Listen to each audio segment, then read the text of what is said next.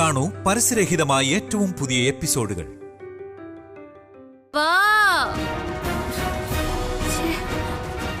അയാള് വരുന്നുണ്ട്, ഒരു മിനിറ്റ് കേട്ടോ.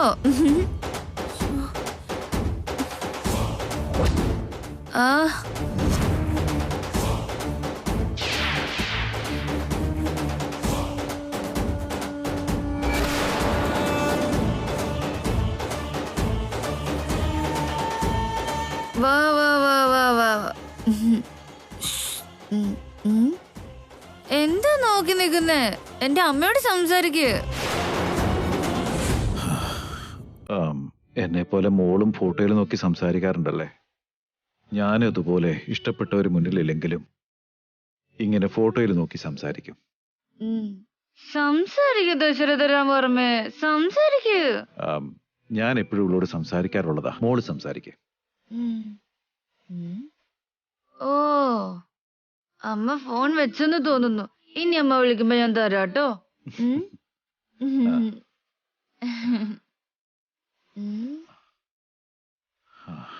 എന്താന്നറിയില്ല, നീ എന്നെ ദശരഥരാമവർമ്മയെന്ന് വിളിച്ചപ്പോ വല്ലാത്തൊരു സന്തോഷം തോന്നി എനിക്ക്.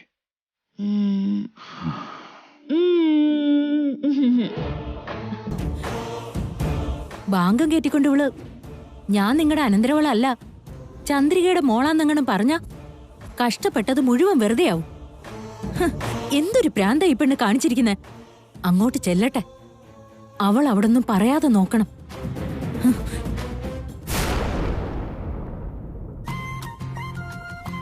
ഇവിടെ ഇപ്പോ നമ്മളെല്ലാവരും ഓർമ്മ വെച്ച കാലം തൊട്ട് ഈ നിമിഷം വരെ നമ്മുടെ ജീവിതത്തിൽ നടന്നിട്ടുള്ള പ്രധാന സംഭവങ്ങളെല്ലാം പങ്കുവയ്ക്കാൻ പോവാ.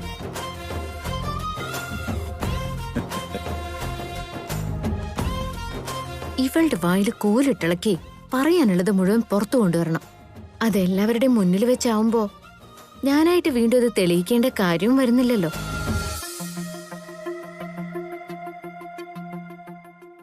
ഏറ്റവും ആദ്യം നമുക്ക് അച്ഛനിൽ നിന്ന് തന്നെ തുടങ്ങാം. ആയിക്കോട്ടെ മോളെ.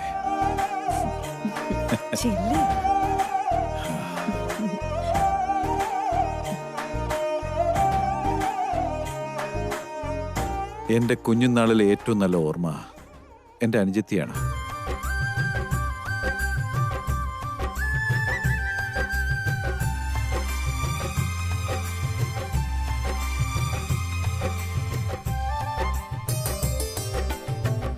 ഞാനും എന്റെ അനുജനും എന്റെ അനിയത്തിയും അത്രയ്ക്ക് ഒത്തൊരുമയോടെ ജീവിച്ചിരുന്നേ.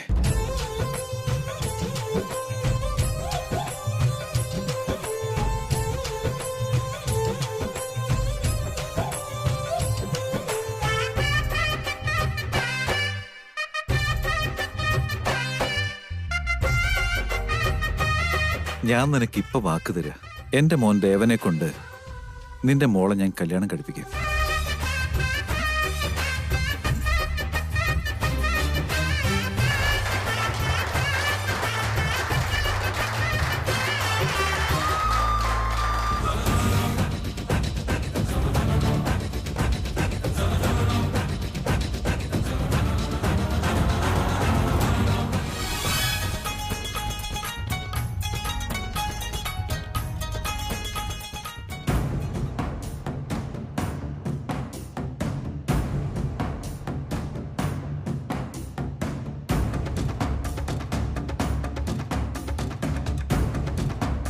മാളവികെ, ഇന്നത്തോടെ നീ ഇവിടുന്ന് പുറത്താവും. നിന്റെ വൈന്ന് സത്യം പുറത്തു കൊണ്ടുവന്ന് നിന്നെ ഞാൻ ഇവിടുന്ന് ഓടിക്കും.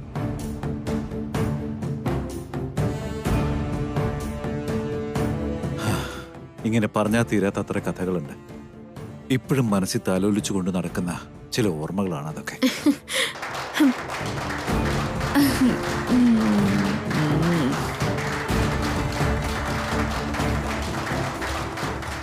അച്ഛാ, അടിപൊളിയായിരുന്നു അച്ഛാ.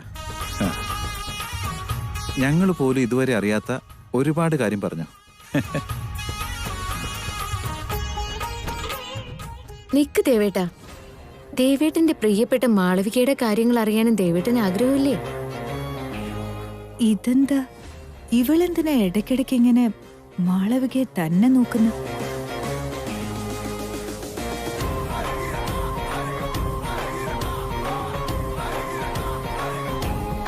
ഇനി കൗസല്യ പറയട്ടെ.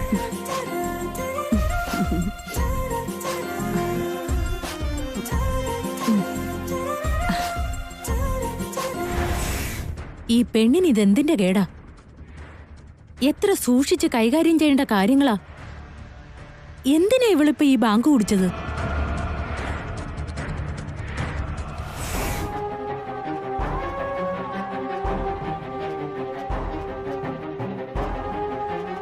എനിക്കിട്ട് പണി തരാൻ നോക്കിയതല്ലേ, ഇപ്പൊ നിനക്കിട്ട് നല്ല ഒന്നാന്തരം പണി കിട്ടാൻ പോവാ.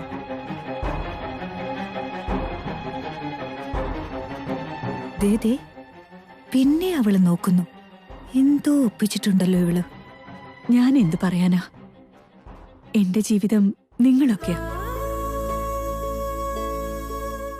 നിങ്ങൾ ഓരോരുത്തരും എന്റെ ജീവിതത്തിലേക്ക് എത്തിയ മധുരക്ഷണങ്ങളെക്കാൾ മറ്റൊന്നും എനിക്കില്ല.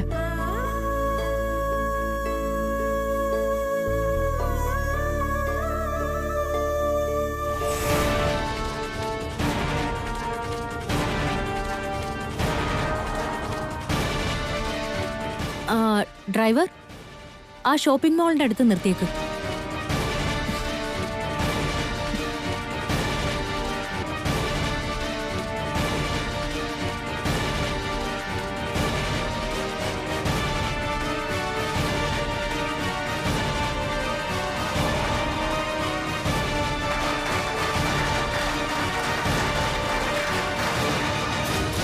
ഇനി ബാക്കിയുള്ള ഒരേ ഒരു ആഗ്രഹം ഒരു അനന്തരാവകാശിയാണ്. എന്റെ മക്കളുടെ മക്കളെ കയ്യിലെടുത്ത് ലാളിക്കാൻ ഒരവസരം. ആ ഒരാഗ്രഹം മാത്രമേ ഉള്ളൂ. അമ്മായി ആഗ്രഹിച്ച പോലെ എല്ലാം നടക്കും. ഞാൻ തരാം അമ്മായിക്ക് ഒരു കുഞ്ഞിനെ.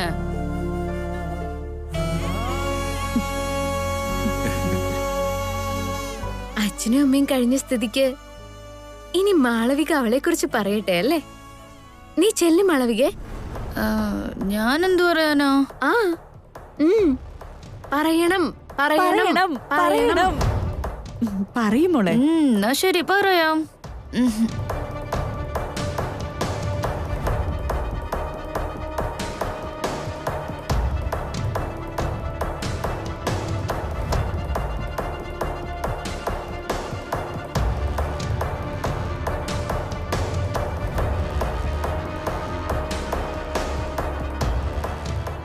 എന്നെ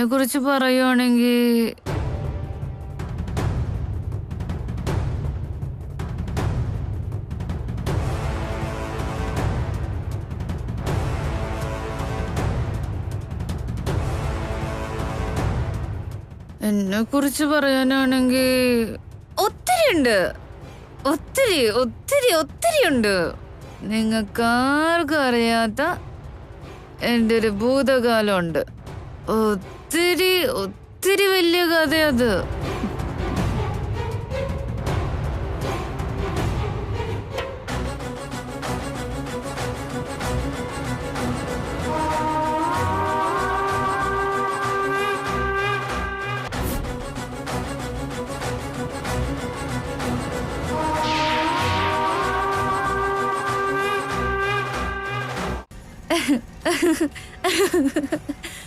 സത്യത്തില് ഞാൻ ആരാണെന്ന് നിങ്ങൾക്ക് ആർക്കെങ്കിലും അറിയാവോ?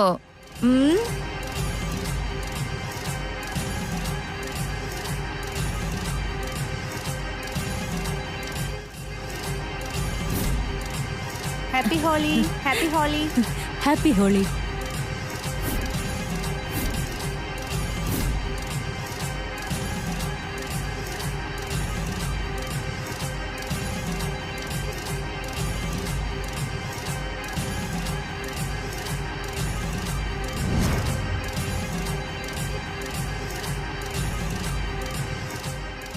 നിങ്ങൾക്ക് അറിയോ? ഞാൻ ആരാണെന്ന് നിങ്ങൾക്ക് അറിയാവോ? ഞാൻ ആരാന്ന് നിങ്ങൾക്ക് ആർക്കെങ്കിലും അറിയോ?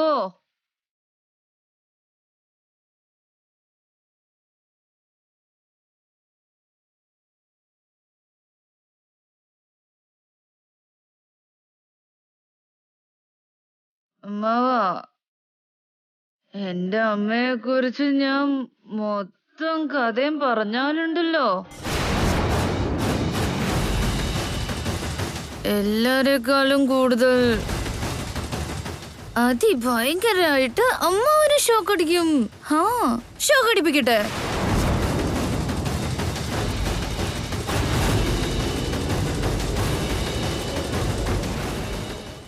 അയ്യോ ഇവള് ഛേ.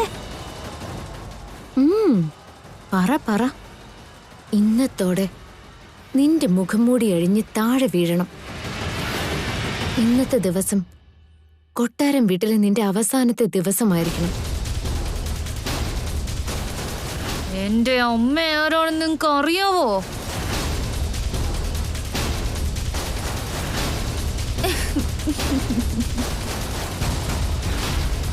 എന്നാ ഞാൻ പറയട്ടെ. എന്നാ ഞാൻ പറയാൻ പോവാ. മമ്മിയുടെ പേര്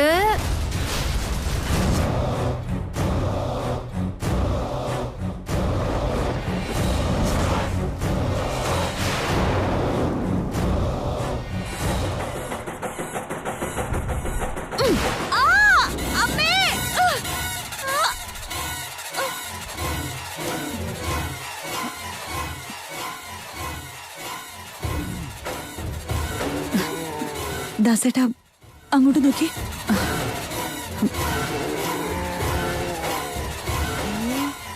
ആരാ വന്നേ? എന്റെ അമ്മയുടെ പേര് പറഞ്ഞില്ല. എല്ലാരും പോയി. എനിക്ക് എന്റെ അമ്മയുടെ പേര് പറയണം.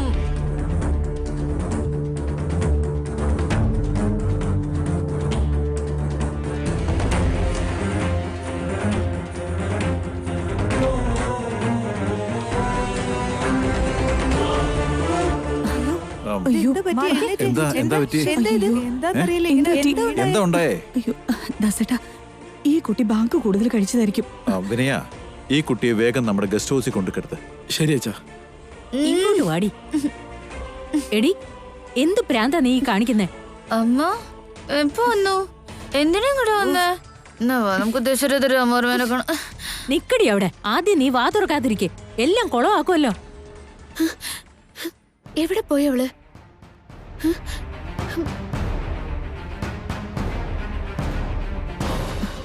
ആദ്യം നീ അമ്മ, ഇത് എനിക്ക് കുടിക്ക്. വേണ്ട. നിന്നോട് കുടിക്കാനല്ലേ പറഞ്ഞത്? കുടിക്കും.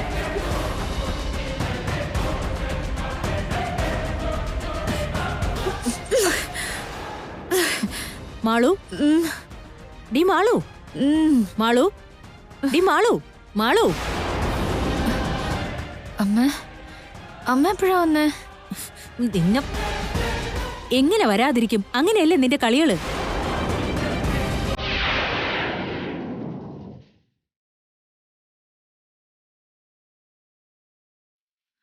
അമ്മയുടെ വൈദേഹി വരുന്നുണ്ട്. എടി, ഞാൻ പോവാ. നീ സൂക്ഷിച്ചു നടന്നോ.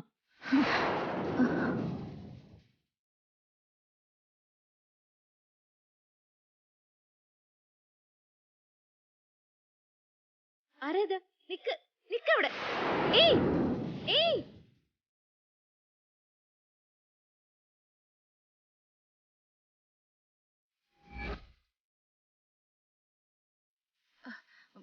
മാളവിക അവിടെ നിന്നെ.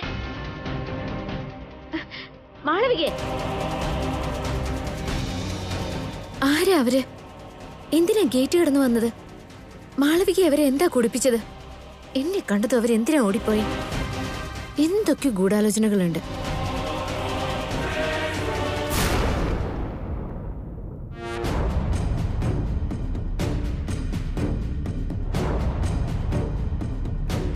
ഏയ്, നിക്കടി അവിടെ.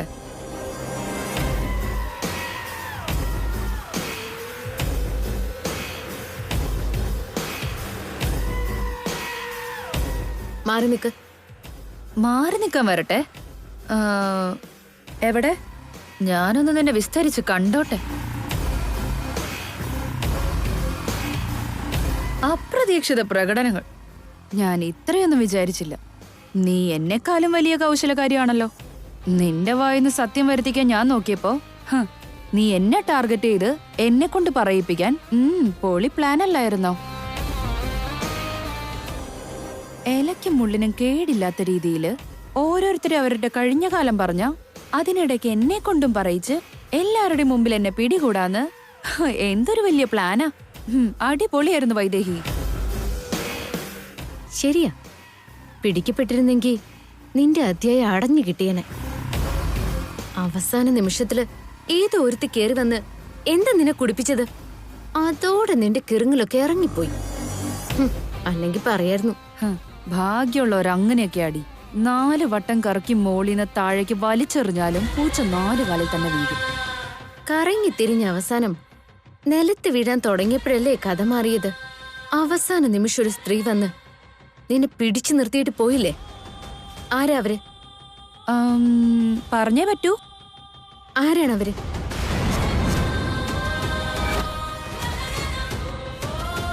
പിന്നെ നീ ചോദിച്ച ഉടനെ അങ്ങ് പറയാൻ പോവല്ലേ? ഒരുപക്ഷെ ഞാൻ പറഞ്ഞാലും നിനക്ക് എന്നെ ഒന്നും ചെയ്യാൻ പറ്റില്ല വൈദേഹി.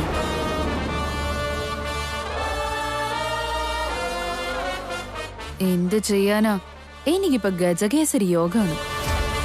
ഇന്ന് നിന്റെ സമയം നല്ലതായിരിക്കാം. പക്ഷേ ഒരു കയറ്റത്തിനൊരു ഇറക്കം ഉണ്ടാവുന്ന നീ പറഞ്ഞു കേട്ടിട്ടില്ലേ? അപ്പൊ ഞാൻ നിന്നെ കയ്യോടെ പിടിച്ചോളാം. സത്യം ഒരിക്കലും കാലവും കർമ്മവുമായിട്ട് ബന്ധപ്പെട്ട് കിടക്കുന്നില്ല. പക്ഷെ പറയുന്നത് കള്ളമാണെങ്കിൽ കാലം കഷ്ടകാലമായിട്ട് മാറുമ്പോ കർമ്മഫലം അനുഭവിക്കേണ്ടി വരും. നീ വെറും മിഥ്യയാണ് മാളവിക. ഇന്നല്ലെങ്കിൽ നാളെ നിന്റെ കർമ്മഫലം നിന്നെ വരിഞ്ഞു മുറുക്കും.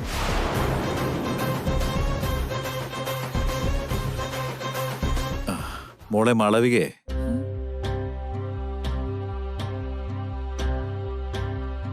മോള് ഇവിടെ നിൽക്കുകയായിരുന്നോ? പറയാം മാവാ. പ്രത്യേകിച്ചൊന്നുമില്ല. ഈ കാര്യം എല്ലാരും ഉള്ളപ്പോ തന്നെ പറയണമെന്ന് വിചാരിച്ചതാ. അതിനിടയ്ക്ക് ആ പെൺകുട്ടിയുടെ തലയ്ക്ക് അടികെട്ടിയതും പെട്ടെന്ന് കാര്യങ്ങളൊക്കെ മാറി മറിഞ്ഞു പോയതും. നാളെ ഒരു പ്രത്യേക ദിവസാ. നിനക്ക് അവകാശപ്പെട്ട സ്വത്തുക്കളെല്ലാം നിന്റെ പേരിലേക്ക് മാറ്റുന്ന ദിവസം.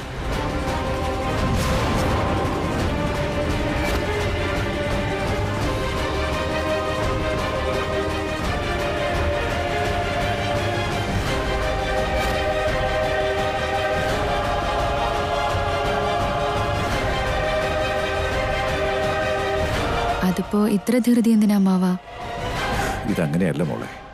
നാളെ എനിക്ക് വളരെ വിശേഷപ്പെട്ടൊരു ദിവസാ. ആ വിശേഷപ്പെട്ട ദിവസം തന്നെ ഇങ്ങനൊരു ചടങ്ങ് നടക്കുന്നത് എന്റെയും കൂടെ ഒരു സന്തോഷാ. മാത്രമല്ല, നിനക്ക് അവകാശപ്പെട്ടതെല്ലാം നിന്റെ കൈകളിൽ ഏൽപ്പിച്ച എന്റെ തോളിൽ നിന്നൊരു ഭാരം ഇറക്കി വെച്ചതുപോലെ ഒരു ആശ്വാസവും കിട്ടും. ആയിക്കോട്ടെ അമ്മാവാ, അമ്മാവന്റെ ഇഷ്ടം. അമ്മാവൻ എന്ത് പറഞ്ഞാലും ഞാൻ അനുസരിക്കും. ശരി മോളെ.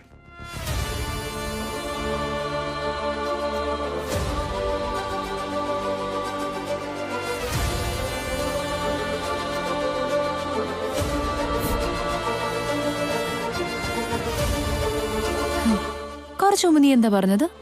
കർമ്മഫലം അനുഭവിക്കണമെന്നോ? ഇപ്പൊ എന്തു പറയുന്നു? സ്വത്തിന്റെ പകുതി ഭാഗം അമ്മാവൻ എന്റെ പേരിൽ എഴുതി വെക്കാൻ പോവോ?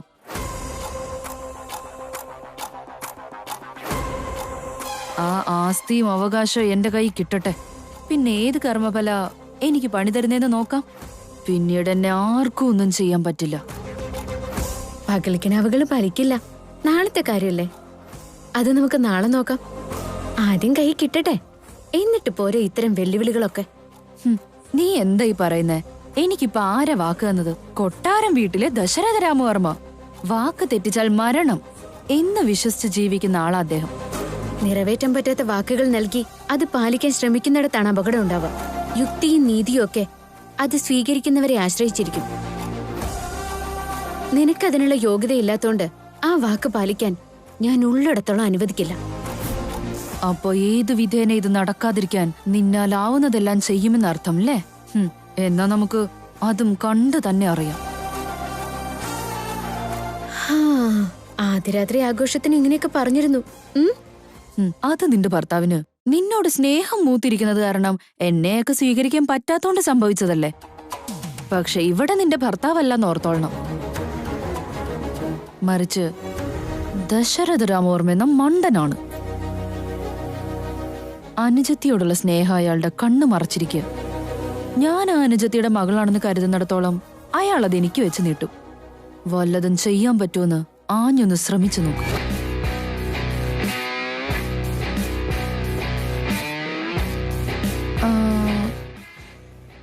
ഒരു കാര്യം കൂടെ ഞാൻ ഓർമ്മിപ്പിക്കുക. ഇപ്പൊ നീ ദേവനെയും കെട്ടിപ്പിടിച്ച് കിടക്കുന്ന മുറിയില്ലേ, അവിടെ നിനക്ക് ആയുസ് കുറവാ. അവിടെ എനിക്കൊരു സ്ഥാനം നേടിയെടുക്കാൻ ഒത്തിരി കാലം കാത്തിരിക്കേണ്ടി വരില്ല.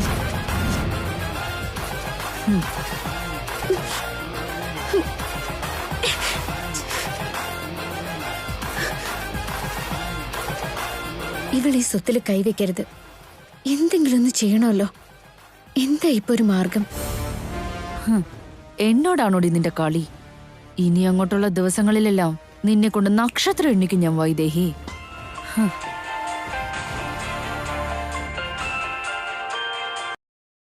ഹലോ അമ്മേ. ബേബി, നിനക്കിപ്പോ എങ്ങനെയുണ്ട്? അവിടെ നീ വേണ്ടാത്തൊന്നും പറഞ്ഞില്ലല്ലോ, പിടിക്കപ്പെട്ടില്ലല്ലോ. ഒരു പ്രശ്നം ഉണ്ടായില്ല അമ്മേ. അമ്മ സമയത്ത് വന്നതുകൊണ്ട് രക്ഷപ്പെട്ടു.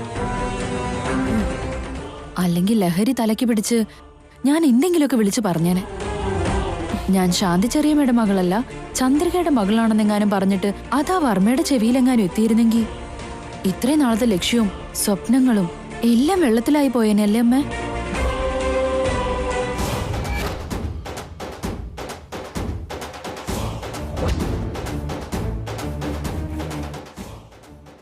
എന്നാലും ഇത്രയ്ക്ക് ഉത്തരവാദിത്വം ഇല്ലാതെ ഇങ്ങനൊരു തോന്നിയാസം എങ്ങനെ കാണിച്ചു മാളൂ?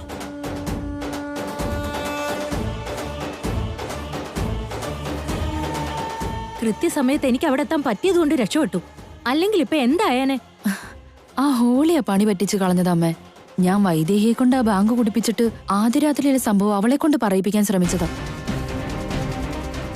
ആ വൈദേഹി ഇവിടെ നിന്നൊന്ന് മാറിക്കിട്ടിയിരുന്നെങ്കിൽ പിന്നെ ഒരു പ്രശ്നം ഇവിടെ ഉണ്ടാവില്ലായിരുന്നു. ഒരാളുടെ സ്ഥാനത്ത് മറ്റൊരാള് കൂടുമാറി കയറി അഭിനയിച്ച് ബലിപ്പിക്കുന്നിടത്താ ആൾമാറാട്ട കളിയിലെ വിജയം. ഒരു ചുവട് പോലും പിഴയ്ക്കാതെ ശ്രദ്ധിക്കേണ്ടിടത്ത് നമ്മളെ പിടികൂടാൻ തക്കം പാർത്ത് ഒരു ശത്രുവും ഒപ്പം കൂടിയിട്ടുണ്ടെന്നറിയുമ്പോ നമ്മൾ അതീവ ജാഗ്രത പാലിക്കണ്ടേ? ഓരോ ചുവട് വയ്ക്കുമ്പോഴും 10 വട്ടം ആലോചിക്കണം. മനസ്സിലായല്ലോ? മനസ്സിലായി മോം. ഇത്രയും നാളെ ഞാൻ വൈദേഹി സീരിയസ് ആയിട്ട് എടുത്തിരുന്നില്ല. ഇനി ഞാൻ ശ്രദ്ധിക്കുമെന്ന് മാത്രമല്ല, ഒപ്പം വൈദേഹിയുടെ കാര്യത്തിലും ഒരു തീരുമാനം ഉണ്ടാക്കുന്നുണ്ട്. വൈദേഹിയാണ് എന്റെ അടുത്ത ടാർഗറ്റ്. കൊട്ടാരം വീട്ടിലെ പുൽത്തകിടികൾ പോലും ഈ മാളവികയുടെ കാര്യത്തിൽ സംശയം പ്രകടിപ്പിക്കാതെ ഞാൻ നോക്കിക്കോളാം. എങ്ങനെയെങ്കിലും എനിക്ക് ആ ദേവനെ സ്വന്തമാക്കണം മോം. പിന്നെ ആർക്കും ഒന്നും ചെയ്യാൻ പറ്റില്ല. ഓക്കെ ബേബി, നീ സൂക്ഷിക്കണം. Okay mom, by.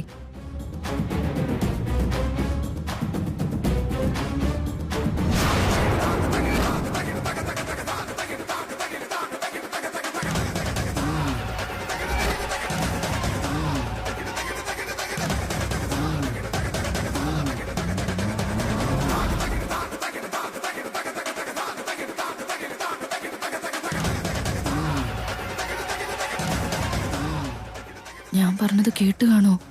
ഛേ, സൂക്ഷിച്ചോളാന്ന് അമ്മയ്ക്ക് വാക്ക് കൊടുത്തതേ ഉള്ളൂ. അപ്പോഴേക്കും മുന്നിൽ വന്ന് നിന്നല്ലോ.